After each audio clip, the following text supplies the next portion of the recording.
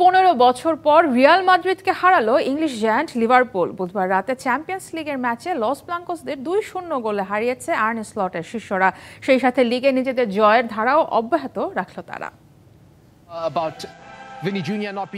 সবশেষ 2009 সালে চ্যাম্পিয়ন্স লিগে রিয়ালকে হারিয়েছিল অলরেডরা। এরপর কেটে গেছে অনেকগুলো বছর। মাঝে দুই দলের 8 বারের দেখায় 7 বারই হেরেছে লিভারপুল, ড্র করেছে একবার। অবশেষে রিয়ালকে পরাস্ত করতে না পারার দুঃখ ঘুচল। সেই ঘরের মাঠেই ডিফেন্ডিং চ্যাম্পিয়নদের হারালো লিভারপুল। আর চলতি আসরের 5 ম্যাচের সবগুলো জিতে 15 পয়েন্ট নিয়ে টেবিলের শীর্ষে থাকলো স্লটের শিষ্যরা। ম্যাচের শুরু থেকেই রিয়ালকে কোণঠাসা করে রেখেছিল হোস্টরা। চতুর্থ মিনিটেই লিড নিতে পারত অলরেডস, কিন্তু রিয়ালকে বাঁচিয়ে দেন কিপার কোর্তোয়া। এরপর স্লটের ছেলেদের একের পর এক অ্যাটাক আটকিয়েছেন তিনি। প্রথমার্ধে লিভারপুলের লক্ষ্যে থাকা 6 শটের সবগুলোই বানচাল হয়েছে কোর্তোয়ার কল্যাণে। All time Roma. Taste it, love it.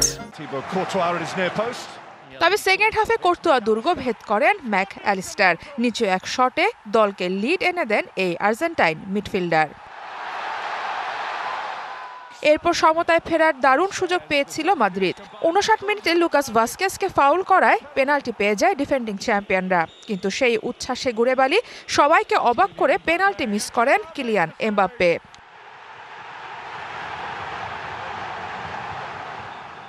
Penalty নষ্ট করেছে লিভারপুলও। 69 মিনিটে মোহাম্মদ সালাহ এই গোল মিস না করলে তখনই ব্যবধান বাড়িয়ে নিত লিভারপুল। কিন্তু সেটার জন্য অলরেডদের অপেক্ষা করতে হয়েছে আরও কিছু সময়। দারুণ এক হেডে লিড দ্বিগুণ করেন ডাচ ফরওয়ার্ড গাকপো। আর চ্যাম্পিয়ন্স লিগে এই মৌসুমে খেলা 5 ম্যাচে তৃতীয় হার হজম করতে হয় কার্লো আনচেলত্তির ব্রিগেডকে। সার মাহবুব, ডিবিসি নিউজ ডেস্ক।